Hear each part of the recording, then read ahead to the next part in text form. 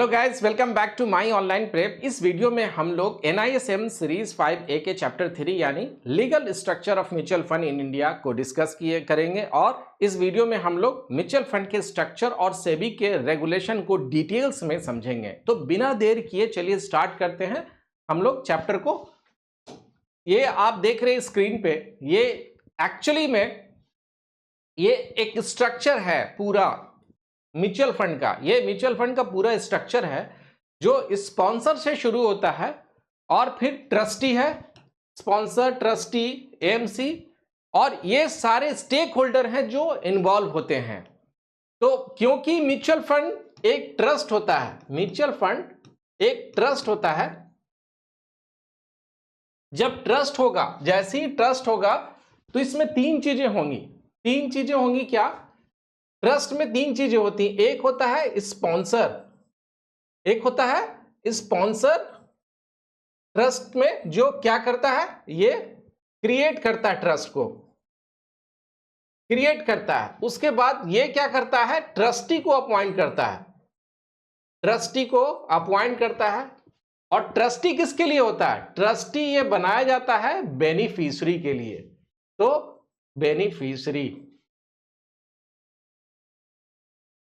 ये बेनिफिशरीज के लिए होता है। यहां पे बेनिफिशरीज कौन है? इन्वेस्टर। क्योंकि एक ट्रस्ट है तो स्पॉन्सर भी होगा। स्पॉन्सर को हम लोग सेटलर भी बोलते हैं, हम लोग स्पॉन्सर को। तो हम लोग इसको डिटेल्स में समझेंगे। तो स्पॉन्सर जो होता है वो ट्रस्ट को क्रिएट करता है, उसके बाद ट्रस्टी को अपॉइंट करता है। ट्रस्टी किसके लिए, किसके इंटरेस्ट को बचाते हैं? बेनिफिशरीज को। तो इसको हम लोग डिटेल्स में समझेंगे। सेबी ने 1996 में एक रेजोल्यूशन पास किया था और जो कि वो रेजोल्यूशन अभी भी अमेंड होता है। सेबी ने ये 1996 में एक रेजोल्यूशन पास किया था म्यूचुअल फंड के लिए। तो according to this resolution, mutual fund एक ट्रस्ट है जो पब्लिक से पैसा कलेक्ट करता है और पैसा कलेक्ट करने के अगेंस्ट में वो कुछ यूनिट देता है और फिर ये पैसा जो ट्रस्ट है वो सिक्योरिटीज में, बॉन्ड में, गोल्ड में, सिल्वर में या फिर रियल एस्टेट एसेट्स जैसे चीजों में इन्वेस्ट किया जाता है। क्योंकि इस प्रोसेस का समझना जरूरी है, क्योंकि इसमें इन्वेस्टर का पैसा अलग अलग चीजों में इन्वेस्ट होता है ताकि इन्वेस्टर को एक स्टेबल और डाइवर्सिफाइड रिटर्न मिल सके। तो ये समझना जरूरी है कि कैसे कैसे प्रोसेस होता है और क्या क्या चीजें इसमें इंपॉर्टेंट होती हैं और कौन कौन स्टेक होल्डर हैं। तो म्यूचुअल फंड का जो बेसिक स्ट्रक्चर होता है वो एक ट्रस्ट के फॉर्म में होता है, मतलब एक लीगल एंटिटी होती है जो आपका पैसा प्रोटेक्ट करती है। तो ये आप देख लीजिए, है ना। हम लोग इसको डिटेल्स में डिस्कस करेंगे। तो सबसे पहले हम लोग बात करते हैं की features of mutual fund. Mutual fund definition as per SEBI regulation. अभी तक जो हम लोगों ने देखा वो हम लोग ने म्यूचुअल फंड के उसके फंडामेंटल जो वर्क होता है, उसके कारण कि वो वर्क कैसे करता है उसका डेफिनेशन देखा। लेकिन सेबी के गाइडलाइन के हिसाब से जो लीगल प्रीव्यू है, लीगल वे में, लीगल पॉइंट ऑफ व्यू से म्यूचुअल फंड का क्या है डेफिनेशन। सबसे बड़ी पहली बात तो ये establish as a trust. Mutual fund का जो बेसिक स्ट्रक्चर होता है वो ट्रस्ट के फॉर्म में होता है, मतलब एक लीगल एंटिटी है जो आपका पैसा प्रोटेक्ट करती है। raises money through the sale of unit to public or section of the public। Mutual fund unit के फॉर्म में पैसे रेज करता है और जब आप इन्वेस्ट करते हैं तो आपको यूनिट दिया जाता है जो आपके इन्वेस्टमेंट का पार्ट होता है। यूनिट सोल्ड अंडर वन और मोर स्कीम्स, मतलब कि म्यूचुअल फंड में अलग अलग स्कीम होते हैं, हर स्कीम का अपना ऑब्जेक्टिव होता है। कोई स्कीम स्टॉक में इन्वेस्ट करती है तो कोई गोल्ड में इन्वेस्ट करता है, कोई बॉन्ड में होता है। तो अलग अलग स्कीम में इन्वेस्ट किया जाता है। Schemes invest in securities, money market instrument, gold, silver, real estate etcetera. ये यूनिट का पैसा सिक्योरिटीज में जैसे स्टॉक में, मनी मार्केट में, गोल्ड में, रियल एस्टेट में, जैसे मल्टीपल चीजों में इन्वेस्ट किया जाता है। लीगल स्ट्रक्चर सेम चीज। Mutual fund are constituted as a trust governed by the Indian Trust Act 1882। Mutual fund को एक ट्रस्ट के रूप में बनाया जाता है जो इंडियन ट्रस्ट एक्ट 1882, याद रखिएगा 1882 के अंडर गवर्न होता है। मतलब एक लीगल सिस्टम हमेशा आपके पैसे की प्रोटेक्शन के लिए बना हुआ होता है। फिर हमारे पास आता है जो मैंने कहा कि स्पॉन्सर्ड, ये मेन आदमी है क्योंकि यही ट्रस्ट को क्रिएट करता है। तो स्पॉन्सर वो लोग या कंपनी होते हैं जो म्यूचुअल फंड का बिजनेस स्टार्ट करते हैं। स्पॉन्सर्स म्यूचुअल फंड को स्टैब्लिश करते हैं और इन्वेस्टर के लिए अलग अलग स्कीम लॉन्च करते हैं। तो ये मेन आदमी है जो क्या करते हैं, ट्रस्ट बनाते हैं म्यूचुअल फंड का। तो created by sponsor who are the main individual behind the mutual fund business. अब investor unit holder are the beneficiaries of the trust. Investor कौन होते हैं? इन्वेस्टर यानी हम और आप जैसे लोग जो म्यूचुअल फंड में पैसा लगाते हैं।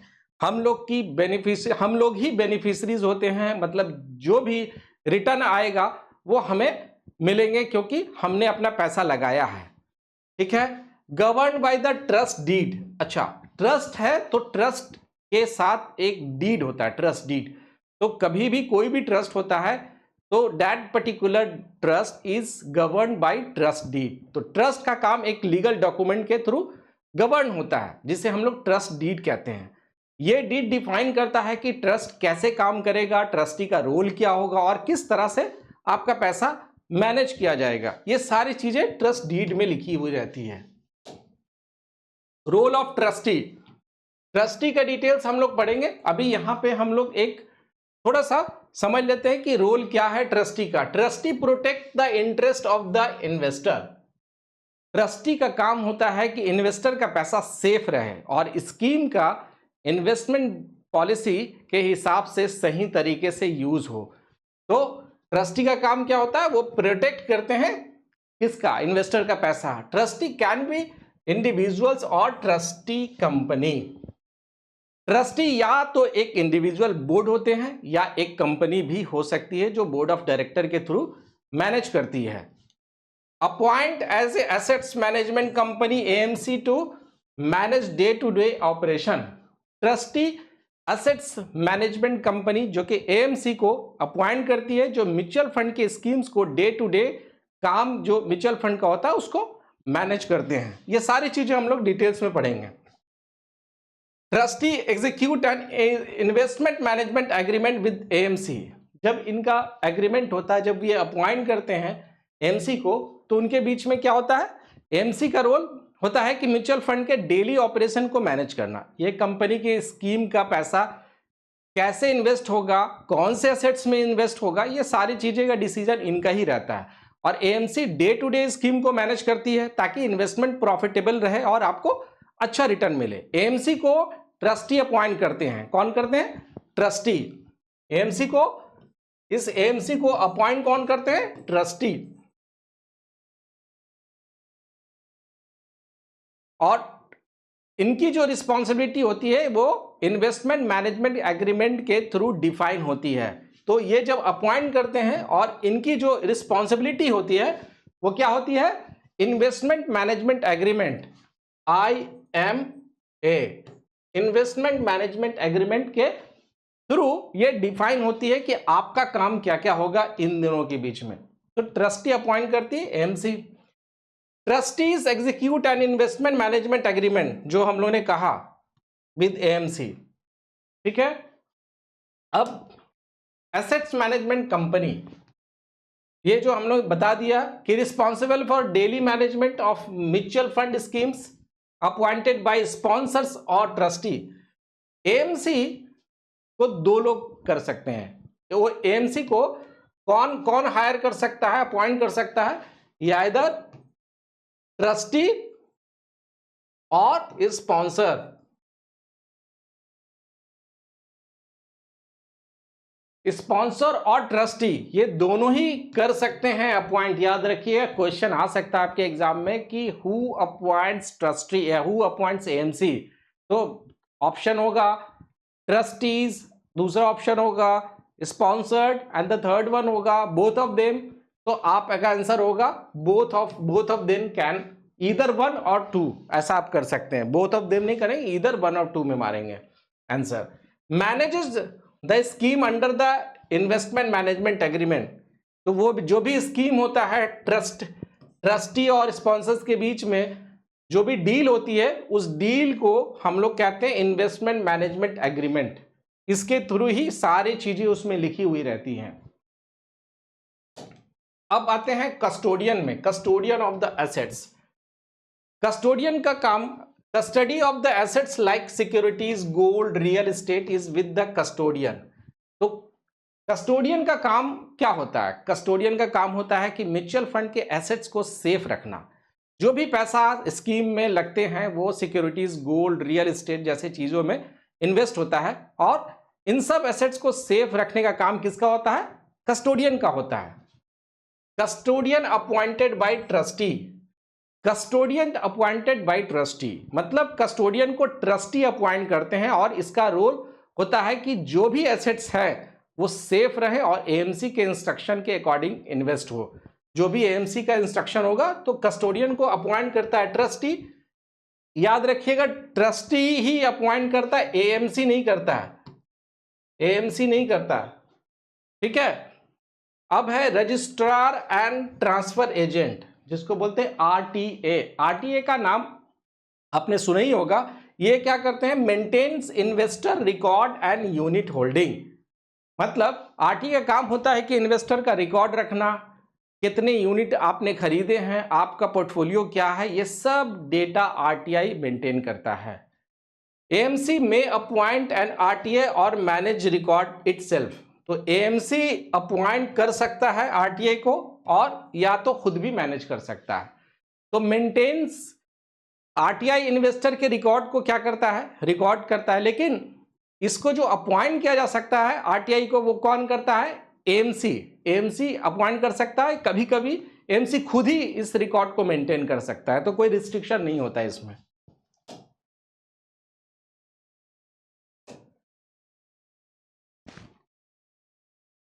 नेक्स्ट भी देखते हैं। नेक्स्ट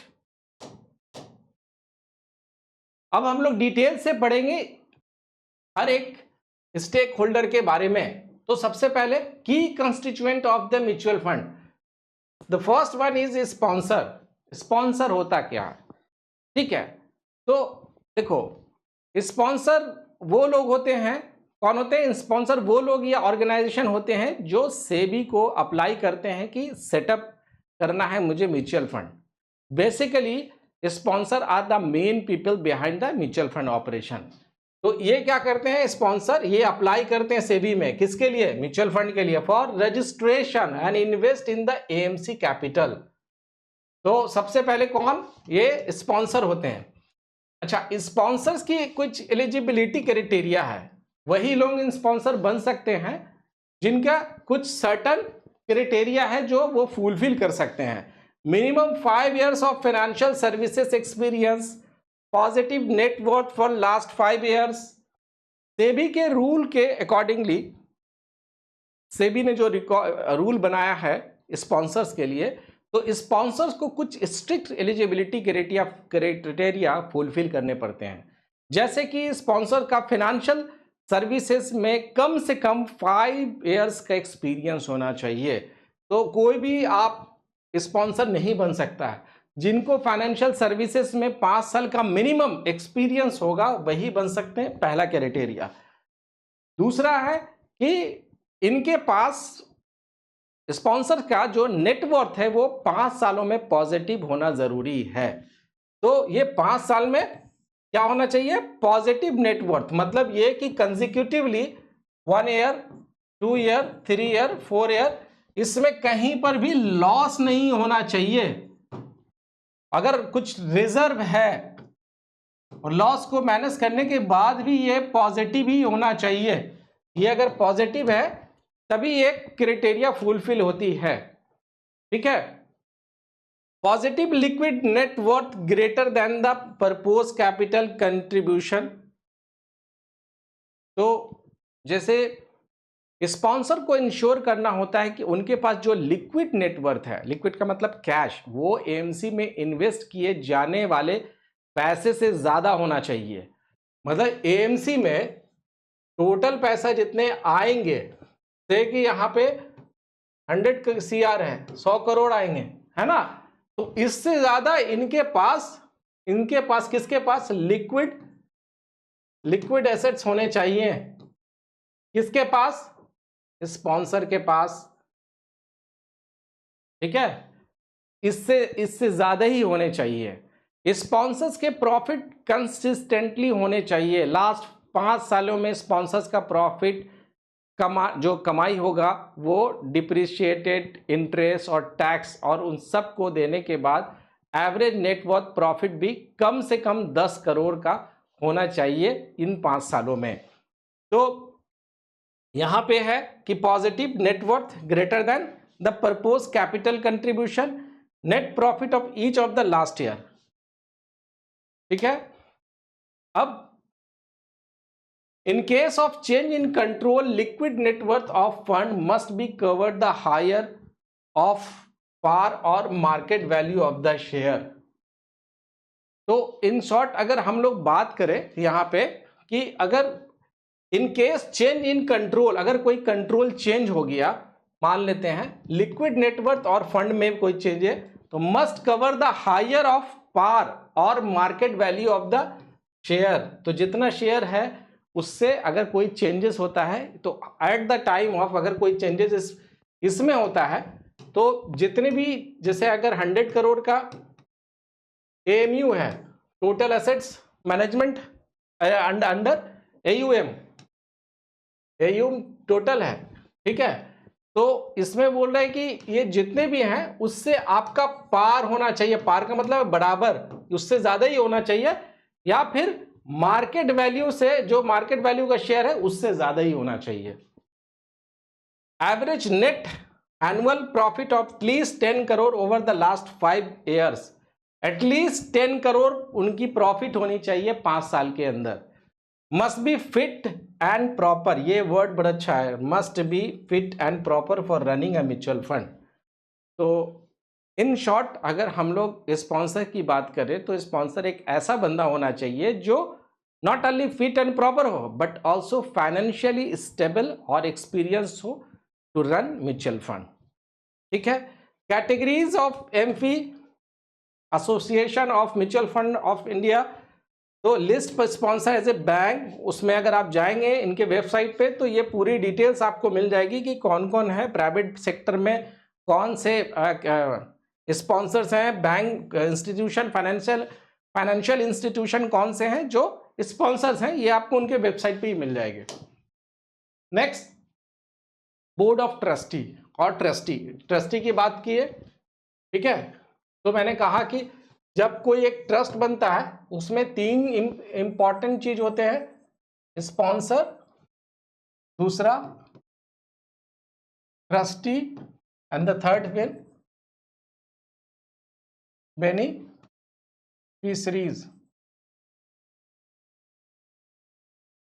अब इनका रोल क्या होता है ट्रस्टी का? Trustee ensure compliance with SEBI regulation and protect unit holder. तो स्पॉन्सर क्या करता है? ट्रस्टी को हायर करता है। स्पॉन्सर क्या करता है? ट्रस्टी को हायर करता है। तो ट्रस्टी का रोल म्यूचुअल फंड में बहुत क्रिटिकल होता है। उनका काम होता है कि सेबी के जो रेगुलेशन है उनको फॉलो करें, इन्वेस्टर के इंटरेस्ट को प्रोटेक्ट करें। ये 2 काम बहुत इंपॉर्टेंट होता है क्योंकि इसमें इन्वेस्टर का पैसा लगा रहता है। तो ये खास करके ये कंप्लायंस पे और रेगुलेशन पे और इंटरेस्ट प्रोटेक्ट करते हैं इन्वेस्टर का।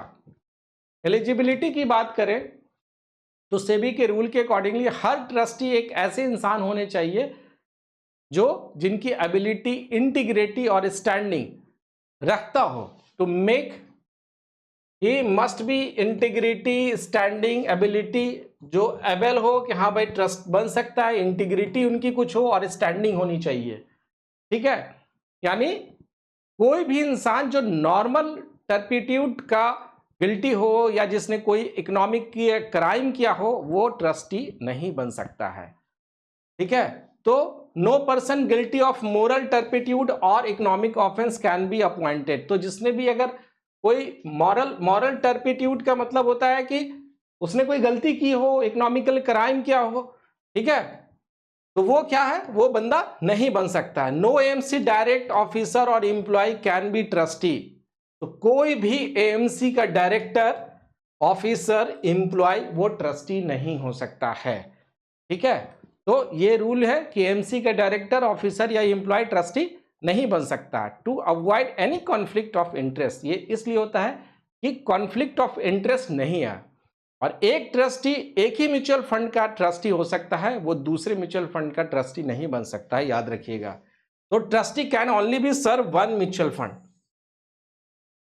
One mutual fund. तो एक ट्रस्टी एक ही म्यूचुअल फंड का ट्रस्टी हो सकता है, दूसरे का नहीं। ठीक है, next, SEBI approval required before trustee appointment. जब कभी भी स्पॉन्सर जब कभी भी इस्टेब्लिश करना चाहते हैं तो उनको पहले ट्रस्टी के बारे में देना होगा, अप्रूवल लेना पड़ेगा। ठीक है, और ये सेबी जब अप्रूव करेगा तभी वो ट्रस्टी अपॉइंट हो सकता है कि हाँ, उनका कंडक्ट, उनके पास रिकॉर्ड, जो एबिलिटी, इंटीग्रिटी और स्टैंडिंग की बात हो रही है तो क्या वो उस पर खरा उतर रहे हैं, वो बैकग्राउंड चेक करेंगे, उसके बाद ये सेबी अप्रूवल देते हैं। Minimum 4 trustee, 2/3 must be independent, not associated with the sponsor. Sponsor को एटलीस्ट 4 ट्रस्टी अपॉइंट करने पड़ते हैं, 4, याद रखिएगा। अगर ट्रस्टी कंपनी बनाई गई है, अगर ट्रस्टी कंपनी बनाई गई है, एक इंडिविजुअल हो गया अगर, लेकिन कंपनी बनाई गई तो उसके बोर्ड पर कम से कम 4 डायरेक्टर होने चाहिए। तो अगर कोई कंपनी है, मान लेते हैं कोई, ये जो ट्रस्टी है, ये तो इंडिविजुअल भी हो सकता है, कंपनी, अगर कंपनी है तो 4 डायरेक्टर्स होने चाहिए, 4 डायरेक्टर्स होने चाहिए। और इन डायरेक्टर में एटलीस्ट 2/3 इंडिपेंडेंट ट्रस्टी होने चाहिए, यानी जो स्पॉन्सर के साथ डायरेक्टली लिंक नहीं हो। अब ऐसा नहीं कि स्पॉन्सर ही अपने ही कोई आदमी रख ले कि भाई तुम ही बन जाओ, अपने रिलेटिव को रख ले, अपने दोस्त को रख ले, तो नहीं, ऐसा नहीं हो सकता है। आपको जो 2/3 हैं, जितने भी हैं उसमें 2/3 है, मतलब कि अगर 4 हैं तो 3 जो ऐसे हैं वो इंडिपेंडेंट ट्रस्टी, उनका कोई रिलेशन स्पॉन्सर्ड से नहीं होना चाहिए। ठीक है, inter into an investment management agreement with the AMC. अच्छा, जो ट्रस्टी है, ट्रस्टी की रिस्पॉन्सिबिलिटी बहुत क्लियर और डिटेल्स होती है। सबसे पहले रिस्पॉन्सिबिलिटी ये होती है कि ट्रस्टी और एएमसी के बीच इन्वेस्टमेंट मैनेजमेंट एग्रीमेंट जो एग्जीक्यूट किया जाता है वो बहुत इंपॉर्टेंट है। सबसे पहले यही किया जाता है कि इन्वेस्टमेंट मैनेजमेंट एग्रीमेंट ट्रस्टी और एएमसी के बीच में होती है। ये याद रखिएगा, ये किसके किसके बीच में होती है, ये ट्रस्टी और एएमसी के बीच में होती है, ना कि स्पॉन्सर्ड और एएमसी के बीच में। तो इन्वेस्टमेंट मैनेजमेंट एग्रीमेंट, इन्वेस्टमेंट कैसे किया जाएगा, क्या क्या रूल्स एंड रेगुलेशन रहेंगे, क्या लिमिटेशन रहेंगे, ये सारी चीजें इसमें रहती है और अकॉर्डिंगली एएमसी को वैसे ही काम करना पड़ता है। तो ट्रस्टी का राइट होता है कि वो एएमसी से कोई भी जरूरी इंफॉर्मेशन मांग सकता है और इंश्योर करने के लिए वो म्यूचुअल फंड के कि ताकि वो इंश्योर करे कि म्यूचुअल फंड सही तरीके से ऑपरेट हो रहा है कि नहीं। उन्हें सर्विस कॉन्ट्रैक्ट जैसे कस्टडी एग्रीमेंट, सब सारे चीज का रिव्यू करने का राइट रहता है और वो कर सकते हैं। तो request any information for AMC as a needed, review service contract, वो कभी भी रिव्यू कर सकते हैं सर्विस कॉन्ट्रैक्ट को, एएमसी को हटा भी सकते हैं। एएमसी के ट्रांजैक्शन को and investor compliance quarterly, investor compliance quarterly ये मांगते हैं। ये काम किसका रहता है, ट्रस्टी का रहता है। ठीक है, अब ensure compliance with regulation and that unit holder interest are not compromise. Trustee को इंश्योर करना पड़ता है कि एएमसी कोई भी ट्रांजैक्शन करे तो वो सेबी के रेगुलेशन के अकॉर्डिंग हो और इन्वेस्टर के इंटरेस्ट को प्रोटेक्ट किया जाए। अगर ट्रस्टी को लगे कि फंड का काम सेबी के रूल्स के अगेंस्ट हो रहा है या अगेंस्ट हो रहा है तो उन्हें करेक्टिव एक्शन लेने पड़ते हैं और सेबी को इन्फॉर्म किया जाता है। तो 2 चीजें याद रखिएगा, ensure compliance with regulation and that unit holder in interest are not compromise. तो ये इंश्योर करता है ट्रस्टी कि एएमसी को जो इन्होंने अपॉइंट किया है वो कोई गलती तो नहीं कर रहा है, कोई कंप्लायंस तो मतलब अगेंस्ट कंप्लायंस के तो नहीं जा रहा ना, कोई पेंडिंग कंप्लायंस तो नहीं है ना। ठीक है, take corrective action and notify SEBI if needed. अगर उसने फाइंड किया कोई कि ये नहीं ये प्रॉब्लम है तो क्या करना है, सेबी को इन्फॉर्म करना है, अगर लगे कि नहीं सेबी को इन्फॉर्म किया जाए। Ensure any scheme changes are SEBI compliant, अगर कोई चेंजेस हो रहा है इसमें तो वो सेबी के कंप्लायंट होना चाहिए, सेबी के गाइडलाइन में होना चाहिए। ठीक है, तो ये एक जरूरी है कि एएमसी यूनिट होल्डर या अपने ब्रोकर के साथ कोई भी डीलिंग करे तो इन्वेस्टर के इंटरेस्ट कॉम्प्रोमाइज ना हो। हर क्वार्टर में ट्रस्टी को एएमसी के ट्रांजैक्शन, नेटवर्थ और इन्वेस्टर कंप्लायंस का रिव्यू करना पड़ता है। File securities dealing with SEBI and half yearly report, half yearly report भेजना पड़ता है ट्रस्टी को किसको, सेबी को, याद रखिएगा सेबी को हाफ ईयरली भेजना पड़ता है। Protect trust property and review auditor and compliance officer report, trustee को हाफ ईयरली रिपोर्ट सेबी को फाइल करना पड़ता है और ये इंश्योर करना होता है कि ट्रस्ट की प्रॉपर्टी प्रॉपर्ली प्रोटेक्ट और एडमिनिस्ट्रेटेड है। ठीक है, क्लियर है। अब आते हैं हम लोग म्यूचुअल फंड ट्रस्ट, जैसा कि हम लोगों ने डिस्कस कर लिया था।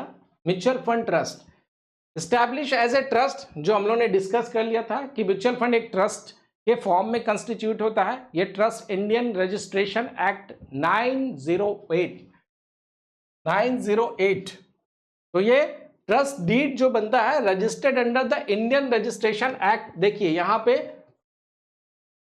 ट्रस्ट एक्ट गवर्न होता है 1882, याद रखिएगा, और ट्रस्ट डीड रजिस्टर्ड होनी चाहिए रजिस्ट्रेशन एक्ट में। ये दो अलग अलग चीज हैं।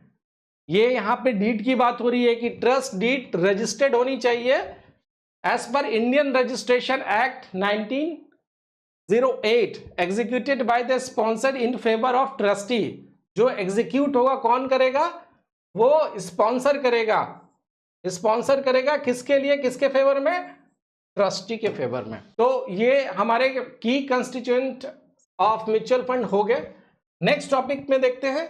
Next topic assets management company. हम लोग ने स्पॉन्सर्स के बारे में देख लिया, स्पॉन्सर्स के रोल एंड रिस्पॉन्सिबिलिटी, दूसरा ट्रस्टी के बारे में देख लिया। अब देखते हैं कि एएमसी के क्या रोल होते हैं। तो role of assets management company handles day to day operation of the mutual fund appointed by the sponsored और ट्रस्टी। ये दोनों में से किसी से भी अपॉइंट किया जा सकता है with SEBI approval. SEBI approve करता है ट्रस्ट। एएमसी के अपॉइंटमेंट में भी सेबी का रोल है, बिना सेबी के अप्रूवल के एएमसी अपॉइंट नहीं हो सकता है। तो एसेट्स मैनेजमेंट कंपनी ये म्यूचुअल फंड के डे टू डे ऑपरेशन को तो हैंडल करते हैं और क्या करते हैं, ये स्कीम मैनेज करते हैं, इन्वेस्टमेंट को मॉनिटर करते हैं। ये सब एएमसी का काम होता है। एएमसी को स्पॉन्सर या ट्रस्टी अपॉइंट करते हैं with the approval of SEBI. SEBI के रूल के अकॉर्डिंगली एएमसी के डायरेक्टर और की पर्संस को फाइनेंस या फाइनेंशियल सर्विस में प्रोफेशनल एक्सपीरियंस होना जरूरी है। तो director must have professional experience in finance and related field. तो एएमसी के जो भी डायरेक्टर होंगे उनको क्या होना चाहिए, उनको फाइनेंस से रिलेटेड या फाइनेंस में एक्सपीरियंस होना चाहिए। डायरेक्टर एंड की person must not be guilty of moral turpitude.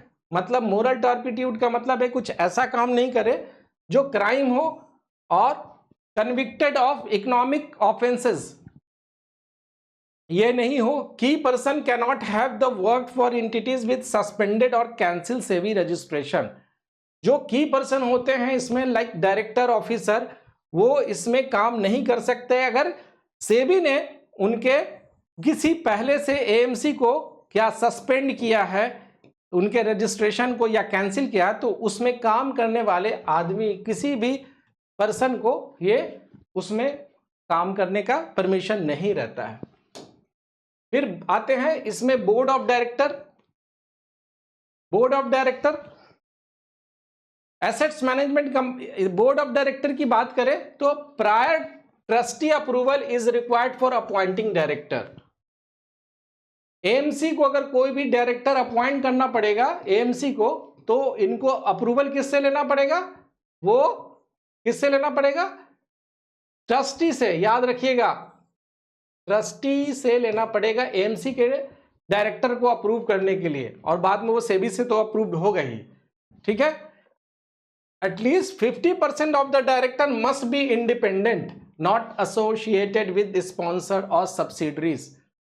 मतलब ये कि ट्रस्टी को प्रायर अप्रूवल लेना जरूरी है कि बिफोर किसी भी आदमी को अपॉइंट बोर्ड ऑफ डायरेक्टर में या फिर कोई की पोजीशन में। और एएमसी के 50% डायरेक्टर इंडिपेंडेंट होने चाहिए, यानी उनका स्पॉन्सर्ड या ट्रस्टी के साथ कोई डायरेक्ट लिंक नहीं होना चाहिए, ठीक है। और सेबी के जो नए रेगुलेशन आए हैं और 1 जनवरी 2024 से, कि एएमसी का नेटवर्थ कम से कम 50 करोड़ का होना चाहिए, जो कंटिन्यूअसली मेंटेन करना जरूरी है। स्पॉन्सर को इंश्योर करना रहता है कि एएमसी का नेटवर्थ कभी भी कम नहीं हो, ठीक है। तो नेटवर्थ की बात जब हम लोग करते हैं तो AMC must have net worth of at least 50 crore from Jan 2024 to be maintain continuously. इससे कम नहीं होना चाहिए 50 करोड़ से। Sponsor are responsible for ensuring this. अच्छा, ये कम नहीं हो, इसकी ये कौन मॉनिटर करेगा? ये मॉनिटर करेगा स्पॉन्सर, ट्रस्टी नहीं मॉनिटर करेगा। एएमसी का जो नेटवर्थ है उसमें कोई कमी नहीं आए, 50 करोड़ से नीचे नहीं जाए, वो किसका काम है? वो स्पॉन्सर का काम है, वो इंश्योर करेगा। अब चेंज ऑफ कंट्रोल, अगर कोई चेंजेस होता है तो required prior approval of trustee and SEBI. कोई भी बोर्ड में चेंजेस होता है तो अप्रूवल चाहिए ट्रस्टी एंड सेबी का। Unit holder must be notified and given an exit option at the prevailing NAV without exit load for at least 30 days. अब अगर जैसे कोई चेंजेस होता है इसमें, और चेंजेस होने के बाद इन्वेस्टर को लगता है कि नहीं, की जो पोजीशन है, की पर्सन्स है वो चेंज हो गए हैं, तब वैसे चीजों में क्या होता है कि इनको थोड़ा रिलैक्सेशन देना पड़ेगा। एग्जिट, उस टाइम में कोई भी इन्वेस्टर अपना पैसा निकालना चाहे तो उनको 30 डेज का टाइम दिया जाता है, एटलीस्ट 30 डेज का, कि आप निकल सकते हैं और आपसे कोई एग्जिट चार्ज नहीं लिया जाएगा इसमें। और जो प्रिवेलिंग नैब है उसी के हिसाब से ही आपको पैसा वापस मिलेगा। एएमसी रिस्पॉन्सिबिलिटी, एएमसी की रिस्पॉन्सिबिलिटी क्या होता है? अब वहां तो हम लोगों ने चेंज ऑफ कंट्रोल देख लिया, अब रिस्पॉन्सिबिलिटी देखते हैं। Managers office infrastructure staff advertising interaction with regulator. AMC का काम बहुत बड़ा होता है क्योंकि सारा काम तो इन्हीं का होता है। तो एएमसी का काम होता है कि म्यूचुअल फंड के ऑपरेशन को मैनेज करना, ये ऑफिस अरेंज करते हैं, इंफ्रास्ट्रक्चर लगाते हैं, एम्प्लॉय हायर करते हैं, और एडवर्टाइजिंग और सेल्स प्रमोशन भी हैंडल करते हैं। साथ ही रेगुलेटर और सर्विस प्रोवाइडर के साथ इनका इंटरेक्शन होता है। Ensure investment comply with SEBI regulation and the trust deed. जो ट्रस्ट डीड में लिखा हुआ है वो कंप्लाई करना है, और क्या करना है कि जो सेबी का जो गाइडलाइन है उसके मुताबिक भी वो कंप्लाई होना चाहिए। और can be terminated by majority of trustee और 75% of unit holders with SEBI approval required. अगर किसी एएमसी को हटाना होगा तो यह जरूरी है कि एएमसी अपनी इन्वेस्टमेंट सेबी के रूल के और ट्रस्ट डीड के अकॉर्डिंगली करे। अगर एएमसी का परफॉर्मेंस अनसेटिस्फैक्टरी रहा तो वैसे में ट्रस्टी या 75% यूनिट होल्डर एएमसी को टर्मिनेट कर सकते हैं, और वो भी सेबी का अप्रूवल लगेगा।